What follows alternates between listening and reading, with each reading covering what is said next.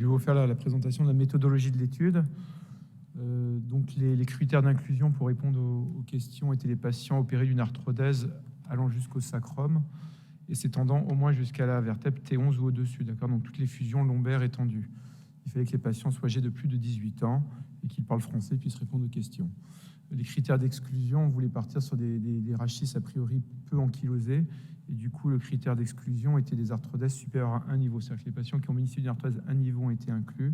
Les patients avec des arthrodèses de 2 niveaux ou plus ont été exclus ou n'ont pas été inclus, en gros. On a fait 2 groupes. Un groupe avec des arthrodèses par voie postérieure isolées. Et après, pour essayer d'affiner, au vu de la littérature, les questions qu'on se posait, on a essayé d'affiner avec 2 sous-groupes. Un sous-groupe d'arthrodèse postérieure avec des cages et un sous-groupe arthrodèse postérieure sans cage. Et pour les voies combinées, c'était la question, c'est est-ce qu'on commence par la voie antérieure ou est-ce qu'on termine par la voie antérieure. Et du coup, on a fait le groupe combiné avec un sous-groupe voie antérieure puis voie postérieure et un sous-groupe voie postérieure puis voie antérieure. Donc l'objectif principal de cette étude est de comparer le taux de reprise chirurgicale avec les techniques par double abord ou les techniques par voie postérieure unique.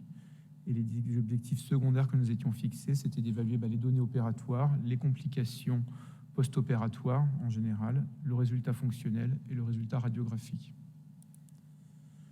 Donc c'est une étude prospective, multicentrique, non interventionnelle, qui est référencée. On a le bénéfice attendu, c'était d'essayer de mieux rationaliser nos indications chirurgicales et de voir s'il y avait certaines indications qui étaient meilleures pour d'autres et à quel risque, avec quelles complications. Et du coup, les contraintes pour les patients, c'était de répondre au questionnaire et d'accepter le suivi, mais qui était le suivi habituel de ce type de déformation. Donc, il y a 18 centres qui ont répondu positivement à la proposition de Guillaume et d'Adrien de la SFCR. Donc, 400 patients prévus initialement. Une durée d'étude de 48 mois, donc 2 ans d'inclusion et 2 ans de suivi, avec un objectif de 20 patients par centre, ça a été dit en introduction. Et du coup, le CPP a été déposé et accepté au mois de mars 2019. Au niveau de l'analyse statistique, elle est assez basique. On a fait une analyse statistique descriptive avec des moyennes pour les distributions normales, des aides médianes pour les distributions qui n'étaient pas normales, des pourcentages.